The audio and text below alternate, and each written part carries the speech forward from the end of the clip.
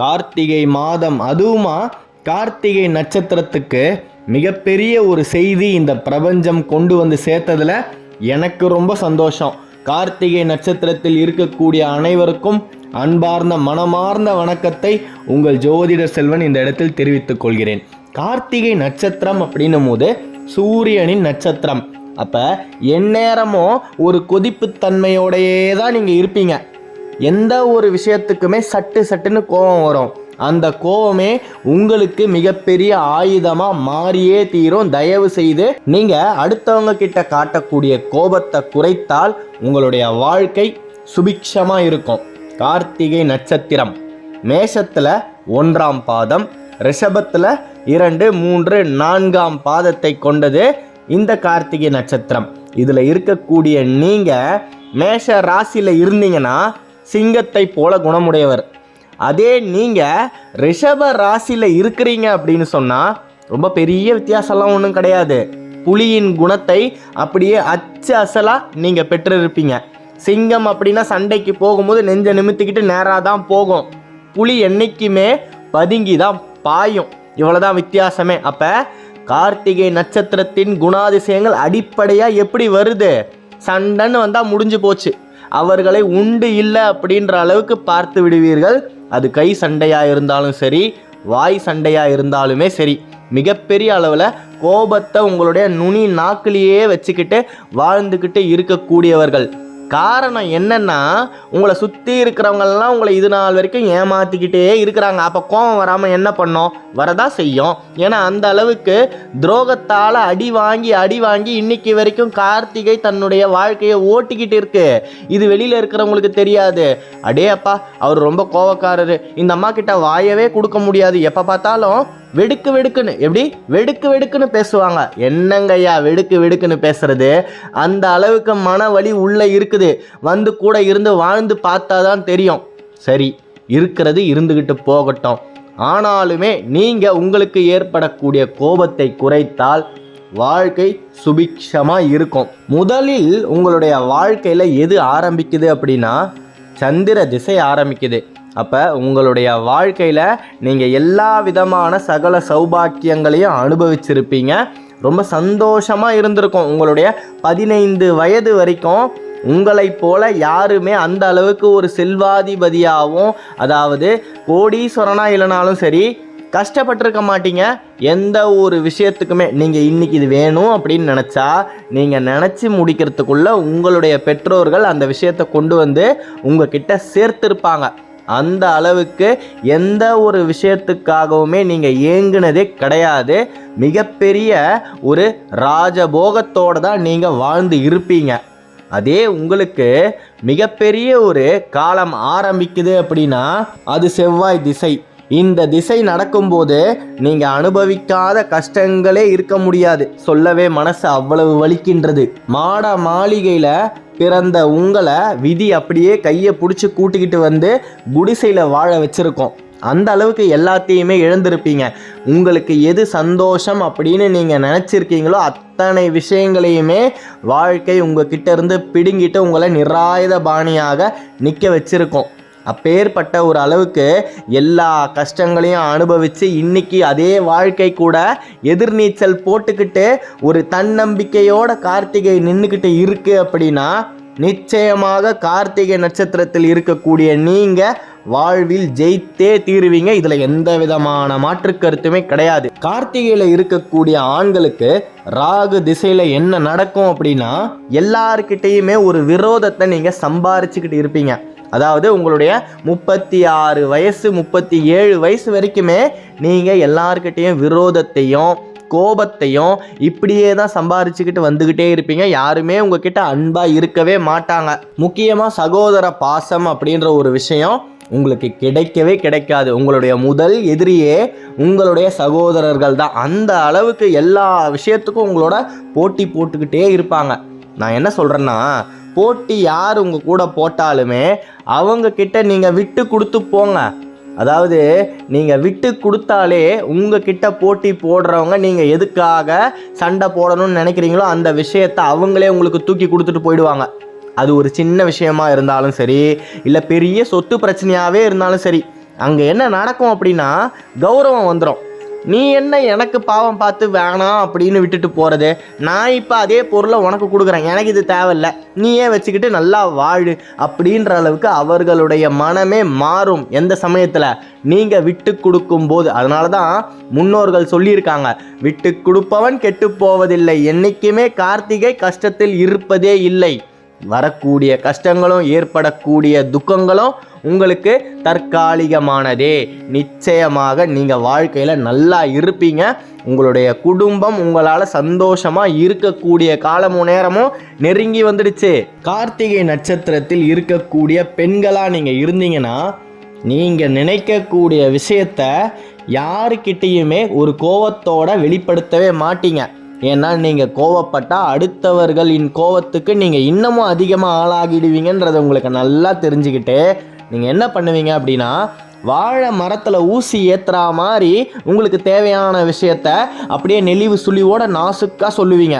அப்போ உங்ககிட்ட சண்டை போடுறவங்களுக்கே சட்டுன்னு அப்படியே மிளகா கடிச்சா மாதிரி உரைக்கும். என்னது இது, நாம் இவங்களுக்கு புத்திமதி சொல்லணும் அப்படின்னு நினச்சா இவங்க நமக்கு புத்திமதி சொல்கிறாங்களே அப்படின்ற அளவுக்கு அந்த இடத்துல ஒரு மாற்றம் ஏற்படும். இந்த வித்தையை இறைவன் உங்களுக்கு கொடுத்த வரம் அப்படின்னு தான் சொல்லணும். எந்த ஒரு குடும்பத்தில் கார்த்திகை நட்சத்திரத்தில் இருக்கக்கூடிய பெண் குழந்தை பிறக்குதோ அந்த குடும்பம் மிகப்பெரிய அளவில் உயர்ந்தே தீரும். பொருளாதாரம் நிச்சயமாக அந்த பெண் குழந்தையால் கிட்டும். அந்த அளவுக்கு கார்த்திகையில் இருக்கக்கூடிய பெண் குழந்தை வரும்போதே அஷ்டலக்ஷ்மியின் அனுகிரகத்தை சம்பாரிச்சுக்கிட்டு தான் உங்களுடைய வீட்டுக்குள்ளேயே பிறக்கும். மிகப்பெரிய ஒரு சாதிக்கக்கூடிய சக்தி வாய்ந்தது கார்த்திகை நட்சத்திரம். ஆரம்பத்தில் சேற்றில் இருக்கிற மாதிரி தான் இருக்கும். ஆனால் அந்த சேற்றில் இருக்கக்கூடிய செந்தாமரை கடைசியாக போய் சேரக்கூடிய இடம் தெய்வத்தின் கால் அடியில். அதாவது மாலையில் ஒரு பூ ஏறும்போது தான் அந்த மாலைக்கே மதிப்பு அப்படின்னு சொல்லுவாங்க. அந்த அளவுக்கு நீங்கள் இருக்கக்கூடிய இடத்தில் போய் சேர்ந்தால் உங்களுடைய மதிப்பும் மரியாதையும் மிகப்பெரிய அளவில் உயர்ந்தே தீரும். உங்களை கீழ்த்தனமாக பேசினவங்களே உங்கள் முன்னாடி தலை குனிஞ்சு நிற்கக்கூடிய சூழ்நிலைகள் எல்லாம் கூட ஏற்படும். செவ்வாய் திசையில் உங்களுக்கு திருமணம் நடந்தது அப்படின்னா அந்த திருமண வாழ்க்கையில் அப்படி இப்படின்னு உங்களுடைய மனசு கொஞ்சம் சஞ்சலம் அடையும். அதனால் தயவு செய்து எந்த ஒரு இடத்துலையுமே தன்னம்பிக்கையை இழக்காதீங்க. உங்களுடைய வாழ்க்கையில் ஏற்படக்கூடிய பிரச்சனைகள் எல்லாமே தற்காலிகமானது, நிரந்தரமானது கிடையாது. மிகப்பெரிய அளவில் உங்களுடைய வாழ்க்கை துணை உங்களை புரிஞ்சிப்பாங்க. அதற்கு கொஞ்சம் கால அவகாசம் எடுக்க தான் செய்யும். ஏன்னா செவ்வாய் அப்படின்றது உஷ்ணமான கிரகம். சில கோபத்தையும் தாபத்தையும் தொடர்ந்து காட்டிக்கிட்டே தான் இருக்கும். இதை சொல்லவே ரொம்ப மனசு வலிக்குது. கார்த்திகை நட்சத்திரத்தில் இருக்கக்கூடிய ஒரு சிலர் வாழ்க்கையே இழந்து இன்னைக்கு நின்றுக்கிட்டு இருக்கீங்க. கவலைப்படாதீங்க. இரண்டாவது வாழ்க்கை உங்களுக்கு நீங்கள் நினச்ச மாதிரி நிச்சயமாக அமைந்தே தீரும். அதாவது சிவபெருமானை நீங்கள் நாட ஆரம்பிச்சிட்டாலே அந்த சிவபெருமான் சனீஸ்வரருடைய தாக்கத்தையும் ராகு கேதுவுடைய தாக்கத்தையும் குறைப்பார். ராகுவை போல் கொடுப்பார் இல்லை, கேதுவை போல் கெடுப்பார் இல்லை. இவங்க அத்தனை பேரையும் அடக்கி ஆள்பவர் அந்த கைலாயத்தில் வாழக்கூடிய பரமேஸ்வரன் மட்டுமே. அதாவது மார்கண்டேயன் தனக்கு ஒரு பிரச்சனை வரும்போது ஓடி போய் சிவலிங்கத்தை கட்டி பிடிச்சிக்கிட்ட மாதிரி உங்களை வாழ்க்கை கழுத்தை பிடிச்சி நெரிக்கும் பொழுது நீங்கள் தயவு செய்து சிவனின் பாதங்களை நாடியே ஆக வேண்டும். இல்லைனா வேற வழியே கிடையாது. மிகப்பெரிய ஒரு மன உளைச்சலுக்கு நீங்கள் ஆளாகிட்டே இருப்பீங்க. எந்த தருணத்தில் உங்களுடைய பாதங்கள் சிவனின் ஆலயத்தை மிதிக்குதோ அந்த நொடி முதல் உங்களுக்கு வரக்கூடிய கஷ்டங்கள் ஒன்று ஒன்றா அப்படியே குறைஞ்சிக்கிட்டே வரும். அதை உங்களாலேயே உணர முடியும். அந்த அளவுக்கு கார்த்திகையில் இருக்கக்கூடிய நீங்கள் எல்லா விதமான கஷ்டங்களையும் அனுபவிச்சாச்சு, எல்லா விதமான துரோகங்களையும் பார்த்தாச்சு. இனி உங்களை யாராலையும் ஏமாற்றவே முடியாது. ஏன்னா எல்லா வழியிலையுமே உங்களை சுற்றி இருக்கக்கூடியவங்க உங்களை ஏமாற்றிட்டாங்க. அதனால் இனிமேலும் யாராவது அதே மாதிரி முயற்சி பண்ணால் நீங்கள் உடனே கண்டுபிடிச்சிருவீங்க. மிகப்பெரிய ஒரு ஞானமே உங்களுக்கு 37 வயதுக்கு மேலே தான் வருமே. அந்த அளவுக்கு நீங்கள் எல்லாத்தையும் முற்றும் துறந்த ஒரு ஞானியின் புத்தியை போல உங்களுடைய புத்தி இருக்கும். இதற்கு பிறகுதான் உங்களுக்கு குரு திசையே ஆரம்பிக்கும். குரு பார்த்தால் கோடி நன்மை அப்படின்னு சொல்லுவாங்க. மிகப்பெரிய ஒரு மன தெளிவு உங்களுக்கு வரும். குழந்தை பாக்கியம் நிச்சயமாக இந்த குரு திசையில் குரு பகவான் உங்களுக்கு அளித்தே தீருவார். பிள்ளை செல்வம் இல்லைன்னு நீங்கள் எத்தனை நாள் கதறி அழுதீங்களோ அந்த மனக்கவலைக்கு மிகப்பெரிய ஒரு பலனை குரு பகவான் உங்களுக்கு அளித்தே தீருவார். வாழ்க்கை உங்களுக்கு குரு திசையில் ரொம்ப சுபிக்ஷமாக இருக்கும். நீங்கள் நினச்ச காரியங்கள் எல்லாத்தையும் உங்களால் செஞ்சிக்க முடியும். உங்களுடைய ஆசைகளை 90% நிறைவேற்றி கொள்ளக்கூடிய காலம் அப்படின்னா குரு திசை தான். இதற்கு பிறகு 50 வயதில் உங்களுக்கு என்ன நடக்கும் அப்படின்னா சனி பகவான் மிகப்பெரிய ஒரு தாக்கத்தை ஏற்படுத்துவார். உங்களுடைய கர்ம வினைகளை பொறுத்து நீங்கள் நல்லது செஞ்சிருந்தா உங்களுக்கு நன்மைகளை வாரி வழங்குவார். ஏதாவது ஒரு இடத்துல தெரிஞ்சோ தெரியாமையோ நீங்கள் தப்பு பண்ணியிருந்தா அந்த தப்புக்குரிய தண்டனையை நிச்சயமாக சனி பகவான் வழங்கியே தீர்வார். இவருடைய தாக்கத்தில் இருந்து நீங்கள் தப்பிக்கணும் அப்படின்னா ஒரே ஒரு வழிதான். மார்கண்டேயனை போல சிவனை நீங்கள் பற்றினால் மட்டுமே சனி பகவானுடைய கோபமான தாக்கத்தில் இருந்து தப்பிக்க முடியும். ரெண்டாவது, ஊனமுற்றோருக்கு தேடி தேடி உதவி செய்யுங்க. உங்களால் முடிந்த உதவியை ஊனமுற்றோருக்கு நீங்கள் செய்ய சனி பகவான் உங்களுக்கு சகோதரராக மாறுவார். ஏதாவது ஒரு இடத்துல அவரால் ஏற்பட்ட தடைகளை அவரே விலக்கி விடுறதுக்கும் பல சந்தர்ப்பங்கள் இருக்குது. கோவிலுக்குள் நுழையறதுக்கு முன்னாடியே பிச்சை போடுங்க. பிச்சைக்காரர் தரையில் உட்கார்ந்து இருந்தால் அவருடைய உயரத்திற்கு நீங்களும் தரையில் அமர்ந்து நீங்கள் கொடுக்க வேண்டிய தர்மத்தை அளித்தால் மிகப்பெரிய அளவில் சனி பகவான் உங்களை சந்தோஷமாக வச்சுப்பார். அதாவது சனி கொடுத்தால் எவர் தடுப்பார்? அவர் கொடுக்கக்கூடிய நன்மையையும் யாராலையும் தடுக்க முடியாது, கெட்டதையும் எவராலையுமே தடுக்க முடியாது. ஆனால் சனி பகவானுடைய தாக்கத்தை குறைக்க முடியும். இந்த மாதிரி நாம் நம்முடைய புத்தியை சில இடங்களில் கூர்மையாக உபயோகித்தாலே சனியின் தாக்கம் நிச்சயமாக குறைந்தே தீரும்.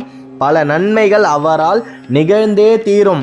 கார்த்திகை அப்படின்ற ஒரு நட்சத்திரம் மிகப்பெரிய அளவில் வாழ்க்கையில் ஜெயித்தே தீரும். உங்களுடைய லட்சியத்தை நீங்கள் வெகு விரைவில் அடைய போகிறீங்க.